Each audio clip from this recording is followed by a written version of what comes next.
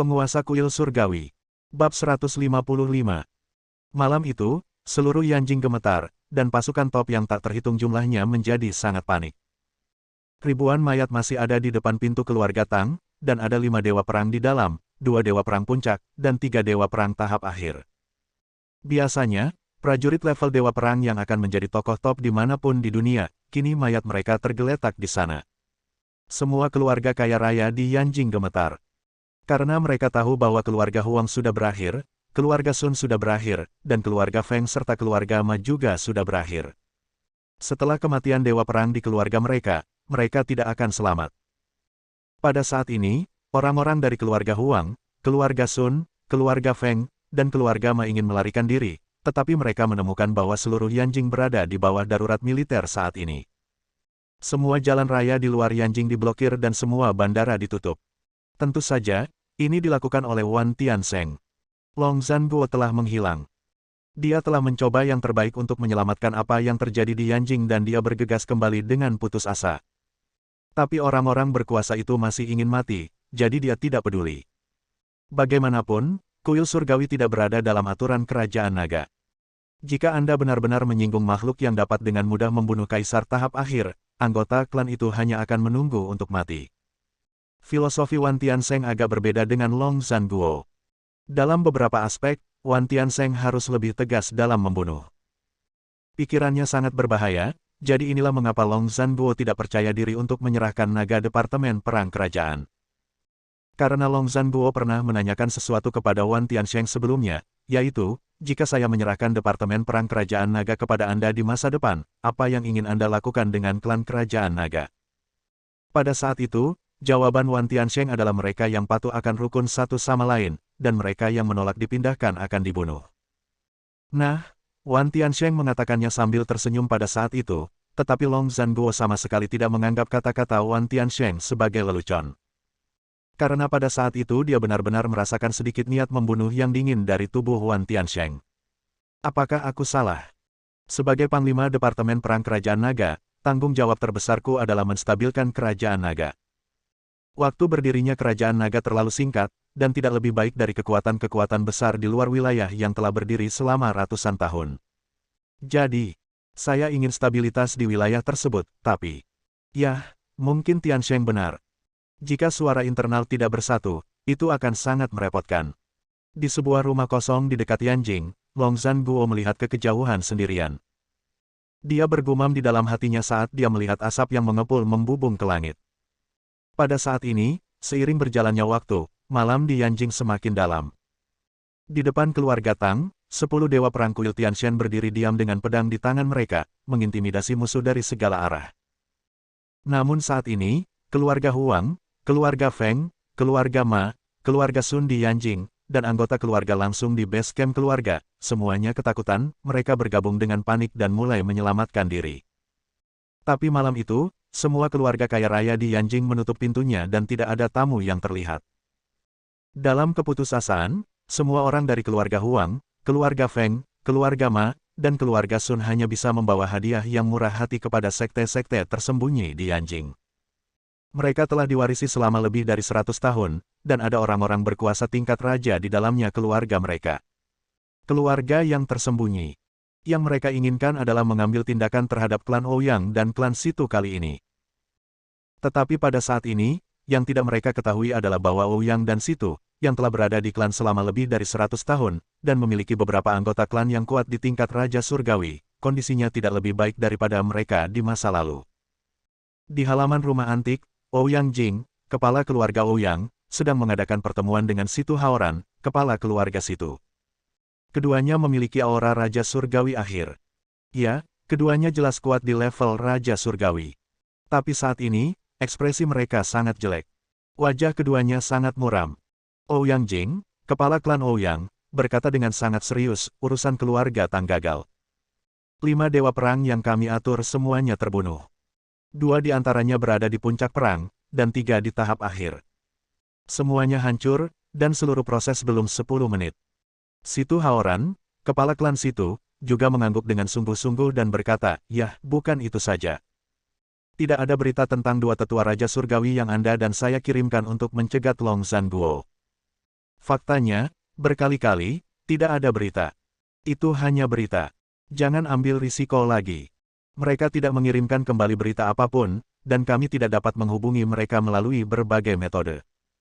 Ouyang Jing mengangguk dan berkata, baiklah, kedua tetua tingkat Raja Surgawi itu sudah mati jika tidak ada yang salah. Pihak lain sangat kuat dan dapat membunuh dua tetua tingkat Raja Surgawi secara instan, bahkan membuat mereka tidak dapat mengirim pesan. Minta bantuan. Yang membuktikan bahwa pihak lain jauh lebih kuat dari mereka, setidaknya Raja Surgawi tahap akhir, atau bahkan Raja Surgawi puncak. Situ Haoran juga mengangguk dan berkata, baiklah, dan kita juga bisa melihat dari 10 dewa perang puncak yang tiba-tiba muncul dari keluarga Tang. 10 dewa perang puncak semuanya memiliki topeng seragam di wajah mereka. Ini membuktikan bahwa mereka ada di atas. Ada juga seorang pemimpin. Dan pemimpin ini setidaknya adalah master tingkat raja, atau bahkan lebih dari satu. Wajah Ouyang Jing muram dan sunyi. Setelah sekian lama, Ouyang Jing menatap Situ Haoran lagi dan berkata, saudara Situ, kita akan mendapat masalah. Saya tidak menyangka Anda dan saya akan mengalami penderitaan yang begitu serius. Pukulan ketika kita pertama kali memasuki dunia. Situ Haoran mengangguk dan berkata, baiklah, jangan katakan itu sekarang. Apa yang harus kita lakukan sekarang? Haruskah kita mengumpulkan pasukan malam ini dan membunuh keluarga Tang lagi? Ouyang Jing menggelengkan kepalanya dan berkata, tidak, kami tidak tahu siapa musuhnya sekarang. Dan Anda dan saya baru saja menilai bahwa lawannya setidaknya memiliki raja tahap akhir, atau bahkan raja puncak. Sangat kuat orang tidak lagi sebanding dengan Anda dan saya lemah. Dan bagaimana kita bisa mengetahui detail pihak lain sebelum mereka mengungkapkan diri mereka sepenuhnya? Yang ingin saya lakukan adalah menunggu sebentar dan menghubungi Departemen Perang Kerajaan Naga untuk menanyakannya sikap mereka. Tetapi saat berikutnya, setelah mendengarkan kata-kata Ouyang Jing, Situ Haoran berkata dengan ekspresi pahit di wajahnya, tidak ada gunanya, Long Zhanguo tidak dapat dihubungi lagi. Ketika saya datang ke tempat Anda sebelumnya, saya menghubungi Wan Tiansheng. Sikap Wan Tiansheng sudah jelas. Mereka telah mencoba yang terbaik, dan kedua keluarga kami melanggar aturan sebelumnya dengan mengirim orang untuk mencegat mereka dan mencegah mereka kembali untuk menyelamatkan keluarga Tang, jadi sekarang mereka tidak peduli. Petik 2. Setelah Situ Haoran selesai berbicara, dia berhenti dan melanjutkan, kalau begitu kita hanya bisa menunggu sekarang. 10 dewa perang keluarga Tang masih menjaga pintu mereka. Saya punya firasat bahwa orang-orang di belakang mereka akan segera keluar. Setelah pihak lain keluar, kami akan membuat rencana dan melihat apa yang harus dilakukan.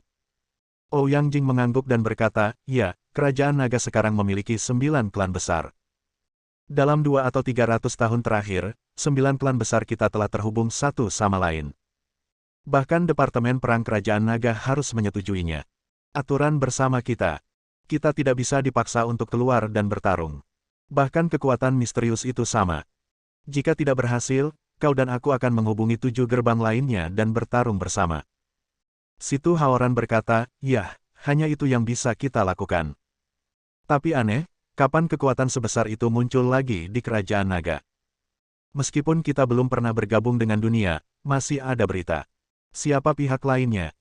Ouyang Jing menggelengkan kepalanya dan berkata, tidak peduli siapa pihak lainnya, Kerajaan Naga akan berada dalam kekacauan, dan tidak akan ada perang di Yanjing. Ini adalah kesepakatan semua pihak.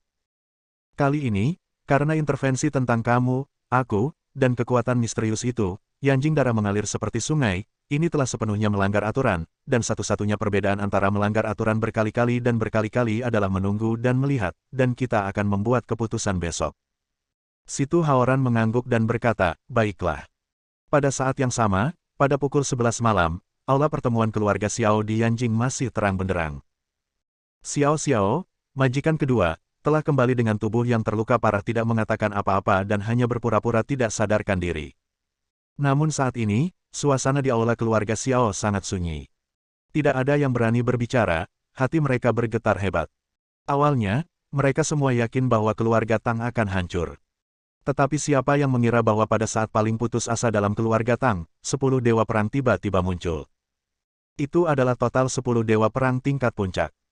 Anda harus tahu bahwa satu dewa perang tingkat puncak pun dapat menciptakan keluarga kaya raya di Yanjing yang tidak lebih lemah dari keluarga Huang. Dan sekarang 10 dari mereka muncul di keluarga Tang secara bersamaan. Siapa yang membantu keluarga Tang? Mungkinkah dia benar-benar orang dari Tianhai? Namun, bukankah Tianhai sendiri hanyalah makhluk yang baru saja menerobos Dewa Perang? Bagaimana dia bisa memobilisasi 10 Dewa Perang? Tapi kalau bukan orang itu, siapa lagi yang punya persahabatan mendalam dengan keluarga Tang? Hei, semuanya, mungkin keluarga Xiao kita telah kehilangan kesempatan terakhir mereka kali ini. Xiao Potian, yang duduk di ujung meja, menghela nafas dengan hati yang rumit, berdiri, melambaikan tangannya dan berjalan keluar. Dia tidak punya bukti, tapi dia punya firasat bahwa 10 dewa perang teratas dari keluarga Tang ada hubungannya dengan Xiao Tians. Pada pukul 1 dini hari, ruang pertemuan keluarga Tang juga terang benderang. Suasananya juga sangat sunyi, tetapi hati semua orang di keluarga Tang tidak pernah bisa tenang. Lagi pula, sebelumnya, mereka semua berpikir bahwa mereka akan memusnahkan seluruh klan malam ini, tetapi pada saat yang paling menyedihkan, terjadilah pergantian peristiwa. Pada saat ini, bau darah yang menyengat memenuhi aula keluarga Tang membuat mereka percaya bahwa adegan sebelumnya adalah benar. Seseorang menyelamatkan keluarga Tang mereka, dan itu tidak sesederhana hanya menyelamatkan mereka. Sekarang 10 dewa perang masih menjaga gerbang mereka seperti penjaga. Siapa itu? Semua orang di keluarga Tang sangat bingung dan terharu. Entah itu Tang Xia, Tang Yan, Tang Xifeng, Tang Xihai, atau Tang Zhen. Pada pukul 6 sebelumnya, mereka akan bertarung sampai mati. Puncak 10 dewa perang yang tiba-tiba melompat dari langit mengejutkan hati mereka hingga ekstrim, dan mereka juga tergerak hingga ekstrim. Kami diperintahkan untuk menjaga keluarga Tang. Bunuh. Pada saat ini, semua orang di keluarga Tang memikirkan raungan dingin Tianxi ketika mereka paling putus asa. Itu adalah raungan terdingin yang pernah mereka dengar dalam hidup mereka. Semua orang di keluarga Tang tidak bisa tidur malam ini, atau semua keluarga kaya di Yanjing tidak bisa tidur. Di luar gerbang keluarga Tang, 10 tentara kuil surgawi yang berada di puncak dewa perang masih menunggu dalam diam. Dan di atmosfer ini, waktu perlahan berlalu, kegelapan di atas Yanjing berangsur-angsur menghilang, dan sinar matahari pagi muncul dari cakrawala. Bab 156. Pada pukul 6 pagi keesokan harinya, Chen Shuzhen, Gao Zheng, Gao Xiaoying, Gao Weiwei, dan Xiao Xiao semuanya turun ke bawah tempat tinggal Xiao Tians di kota Tianhai. Xiao Tians pergi ke utara menuju Yanjing hari ini. Gao Weiwei memandang Xiao Tians dengan sedikit cemas dan berkata, "Tians, apapun yang terjadi, kamu harus memastikan keselamatanmu sendiri. Jangan biarkan apapun terjadi padamu. Aku akan menjaga keluargamu dengan baik. Kamu tidak perlu melakukannya khawatirkan tentang Xiao Xiao." Xiao Tians mengangguk dan tersenyum dan berkata, "Ya, tapi jangan khawatir, tidak akan terjadi apa-apa padaku saat aku pergi ke Yanjing kali ini." "Jangan khawatir, sungguh, aku berjanji." "Baiklah." Gao Weiwei mengangguk, memeluk Xiao Xiao ke dalam pelukan Xiao Tians, dan berkata kepada Xiao Xiao, "Xiao Xiao, cium ayah. Ayah akan pergi ke Yanjing untuk melakukan sesuatu. Katakan pada ayah bahwa kamu akan baik-baik saja. Menunggu dia datang kembali."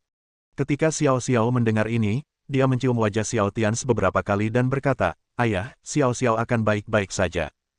Ayah dapat menjalankan urusanmu dengan tenang. Xiao Xiao dan ibunya sedang menunggu kepulanganmu di rumah. Ayah, kamu harus kembali." Mata Xiao Xiao penuh keengganan. Xiao Tians tinggal bersamanya selama lebih dari 2 bulan. Dia membiarkan Xiao Tians menggendongnya setiap hari, berharap dia bisa tumbuh bersamanya. Xiao Tians menyentuh kepala kecil putrinya, mengangguk sambil tersenyum dan berkata, "Ya, ayah berjanji kepadamu bahwa dia akan kembali menjemputmu dan ibu setelah menyelesaikan pekerjaan. Dan kamu harus percaya pada ayah. Aku yakin ayah akan segera kembali. Kamu lupa bahwa ketika kamu berada di kota Beijing terakhir kali, ayahmu berkata bahwa dia akan pergi ke Tianhai untuk melakukan sesuatu, tetapi dia kembali suatu hari nanti, kan?" Xiao Xiao mengangguk, "Ya, Xiao Xiao percaya pada ayah. Ayah, ayolah." Chen Shuzhen dan Gao Zheng juga tersenyum dan mengangguk kepada Xiao Tians dan berkata, "Tians, kamu harus memperhatikan keselamatan." Xiao Tians tersenyum dan mengangguk, "Baiklah, orang tua, jangan khawatir, ini sudah larut, jadi aku berangkat. Pergi lebih awal dan kembali lebih awal." Semua orang mengangguk. Xiao Tians pun mengangguk, dan akhirnya mencium wajah Xiao Xiao sambil tersenyum, lalu menggendong Xiao Xiao ke dalam pelukan Gao Weiwei, dan melambaikan tangan kepada mereka. Dia berbalik dan masuk ke dalam mobil. Tang Mei sudah menunggunya di mobilnya. Tapi yang tidak diperhatikan oleh siapapun adalah saat Xiao Tians berbalik, mata dan wajahnya menjadi sangat dingin. Hanya ketika dia memperlakukan keluarganya dan orang-orang terpenting dalam hidupnya dia akan tersenyum dan bahagia. Tapi bagi kekuatan musuh di luar, dia adalah penguasa kuil surgawi di medan perang yang sangat dingin di luar wilayah. Penguasa kuil surgawi yang menekan musuh dari segala arah. Saudaraku. Tang Mei melihat ada yang tidak beres dengan wajah Xiao Tians, jadi dia mau tidak mau memanggilnya. Tidak apa-apa, aku harus kembali dan membereskan beberapa barang hari ini. Xiao Tians berkata dengan suara dingin. Kemudian dia tiba-tiba menginjak pedal gas, dan badan mobil mengeluarkan serangkaian bayangan, bergegas menuju bandara dengan kecepatan yang sangat cepat. Dalam perjalanan, kecepatan Xiao Tians meningkat hingga maksimal, jadi hanya dalam 10 menit, dia berkendara ke Bandara Tianhai. Saat ini, Bandara Tianhai berada di bawah darurat militer. Semua pesawat telah menunda lepas landas dan mendarat, dan seluruh bandara telah diblokir oleh tentara dari Departemen Perang Tianhai. Wang Tianhai, Dewa Perang di Langit, dan sejumlah besar tentara elit, sedang menunggu kedatangan Xiao Tians di bawah pesawat yang sangat mewah. Di sebelah pesawat, ada 2 pesawat tempur generasi kelima Kerajaan Naga yang diparkir. Kedua pesawat tempur itu digunakan untuk mengawal Xiao Tians. Lagi pula, jika seseorang berada di udara dan menghadapi serangan rudal, itu akan sangat merepotkan. Dan ketika Tang Mei, yang berada di sebelah Xiao Tians, melihat bahwa sebenarnya ada pesawat tempur tercanggih Kerajaan Naga yang mengawal Xiao Tians, dia sangat bersemangat di Yanjing menargetkan keluarga Tang kali ini, keluarga Tang juga akan aman. Tuan, pesawat sudah siap dan bisa lepas landas kapan saja. Jangan khawatir, saya akan menjaga grup Junlin dan istri Anda di sini di Tianhai. Tidak akan terjadi apa-apa pada mereka sebelum saya mati. Dewa Perang Tianhai Wang Tianhai duduk dan meyakinkan Xiao Tians. Terlebih lagi, dini hari tadi, dia sudah memindahkan kampnya antara rumah Xiao Tians dan grup Junlin, jadi dia bisa mendukungnya kapan saja. Baiklah. Terima kasih atas kerja kerasmu. Xiao Tians mengangguk kepada Wang Tianhai dan berkata. Lalu dia membawa Tang Mei ke pesawat. Gemuruh. Tanpa jeda, setelah Xiao Tians dan Tang Mei naik ke pesawat, pesawat mulai meluncur di landasan pacu. Setelah meluncur sebentar, ia terbang langsung ke langit, menuju Yanjing yang jaraknya 3.000 mil. Terbang menjauh. Boom, boom. Tepat setelah pesawat Xiao Tians lepas landas ke ketinggian beberapa ribu meter, 2 suara gemuruh besar terdengar lagi dari Bandara Tianhai. 2 pesawat tempur generasi kelima tercanggih Kerajaan Naga, penuh dengan amunisi dan dikemudikan oleh pilot setengah langkah God of War, tiba-tiba lepas landas dan segera muncul di kedua sisi pesawat Xiao Tians, mengawal Xiao Tians. Saudara Tians, kamu luar biasa. Keluarga Tang, kita diselamatkan. Tang Mei melihat jet tempur yang mengawal di kedua sisi pesawat, merasa sangat bersemangat. Pada saat yang sama, di Aula Komando Departemen Perang Kerajaan Naga Yanjing, Wan Tiansheng melihat 3 titik biru yang muncul di layar dan terkejut. Dia diam-diam berkata di dalam hatinya, dia di sini. Langit di Yanjing akan berubah. Belum lagi Wan Tiansheng, ketika sinar matahari pertama menyinari bumi hari ini, semua keluarga kaya raya di Yanjing, serta Ouyang dan Situ, yang tidak tidur sepanjang malam, mengirim orang secara diam-diam ke daerah sekitar keluarga Tang. Semua orang menunggu keberadaan di balik puncak 10 Dewa Perang muncul. Termasuk keluarga Xiao juga mengirimkan belasan penjaga rahasia untuk mengawasinya. Pada pukul 7 pagi, pesawat Xiao Tians mendarat di bandara pinggiran selatan Yanjing, pintu kabin terbuka, dan Xiao Tians serta Tang Mei keluar dari sana. Hampir segera setelah Xiao Tians turun dari pesawat, Tuan Xing, yang mengenakan jubah hitam, muncul di depan Xiao Tians. Tuan Xing tersenyum pada Xiao Tians dan berkata, Tuan Istana Xiao, sudah lama tidak bertemu. Xiao Tians berhenti, mengangguk kepada Tuan Xing, dan berkata, Tuan Xing, terima kasih kali ini. Haha, ini masalah kecil, baru saja menamparkan beberapa lalat sampai mati. Apakah Tuan Istana ingin pergi langsung ke keluarga Tang sekarang? Tuan Xing terus bertanya pada Xiao Tians sambil tersenyum. Xiao Tians mengangguk, baiklah, langsung pergi ke sana. Wanita saya masih menunggu saya di Tianhai. Jangan menunda masalah ini terlalu lama. Setelah masalah di Yanjing diselesaikan, saya akan kembali ke Tianhai dan mengambil putri dan istri saya dalam beberapa hari. Bagaimana situasi di Yanjing sekarang? Tuan Xing berkata, ada arus bawah, dan sekarang Departemen Perang Kerajaan Naga diam dan tidak ikut campur. Dan semua kekuatan di Yanjing sekarang mengirim orang untuk mengawasi di pintu rumah Tang, ingin menunggu Anda menunjukkannya lalu mereka akan mengambil keputusan. Xiao Tians mencibir, dengan cahaya dingin di matanya, dan berkata sambil mencibir, apakah kamu melihatku? Oke, mari kita tunjukkan pertunjukan besar hari ini. Bagaimana kalau membunuh dua orang kuat? Pada saat ini, aura Xiao Tians melonjak hingga larut malam, dan dia segera berencana untuk membunuh dua sekte yang telah diwarisi selama lebih dari 100 tahun. Di kerajaan naga, hanya Xiao Tians yang memiliki kepercayaan diri dan kekuatan untuk melakukan ini. Adapun pembantaian kedua klan, apakah akan berdampak pada situasi di kerajaan naga? Hehe, maaf, ini di luar pertimbangan Xiao Tians. Pihak lain berani menyerang tubuh ibunya. Bisakah dia menanggungnya? Tuan Xing, yang mengenakan jubah hitam, menyipitkan matanya. Dia telah mengetahui karakter penguasa kuil surgawi sejak lama. Anda harus tahu bahwa orang di depan Anda ini pergi ke medan perang di luar wilayah untuk membunuh beberapa orang setengah bulan yang lalu. Dengan satu orang dan satu pedang, dia membantai 88 benteng aliansi asing dalam satu malam. Dia dengan paksa memaksa kaisar tahap akhir untuk melarikan diri seperti orang gila selama sehari semalam. Jadi Xiao Tians tidak pernah menjadi orang yang baik. Tentu saja yang saya bicarakan di sini adalah kebaikan kepada musuh. Pada saat ini, Tang Mei, yang berdiri di belakang Xiao Tians, sangat terkejut. Dia sepertinya baru saja mendengar bahwa kakaknya akan membunuh dua bangsawan hari ini. Untuk sesaat, Tang Mei membuka mulutnya karena terkejut, tetapi tidak dapat berbicara untuk waktu yang lama. Tuan Xing menatap Xiao Tians dalam-dalam dan bertanya, Tuan Istana, bolehkah saya bertanya apa kekuatan Anda sekarang? Apakah Anda sudah mencapai level itu? Tuan Xing menyipitkan matanya dan jantungnya bergetar di depan Xiao Tians saat ini, dia tidak bisa merasakan kekuatan Xiao Tians yang sebenarnya. Ada desas-desus di luar bahwa penguasa kuil surgawi sekarang berada di tingkat kekaisaran akhir, tetapi dia tentu saja tidak mempercayainya. Tingkat kerajaan terlambat. Bagaimana dengan pembohong? Xiao Tians tersenyum ketika mendengar ini dan berkata, Tuan Xing, apa kekuatan Anda sebelum Anda terluka? Apakah Anda mencapai level itu saat itu? Haha, penguasa istana sedang bercanda. Saya mengerti, Tuan Xing tertegun sejenak, lalu dia tertawa. Meskipun Xiao Tians tidak mengatakannya secara eksplisit, dia sudah dapat menebaknya. Seorang jenius sekuat Xiao Tians mungkin sama seperti Wan Tiansheng. Dia tidak terburu-buru untuk menerobos, tetapi diam-diam masih menabung. Oke, ayo pergi ke keluarga Tang. Senyuman di wajah Xiao Tians memudar, dan dia membawa Tang Mei dan Tuan Xing dan bergegas menuju keluarga Tang. Saat ini, di luar gerbang keluarga Tang, semua orang dari keluarga Tang juga keluar. Mereka juga punya firasat bahwa seseorang akan datang hari ini, mungkin orang di balik 10 dewa perang. Ketika semua orang dari keluarga Tang keluar, mereka melihat ribuan mata-mata bersembunyi di sekitar keluarga Tang mereka.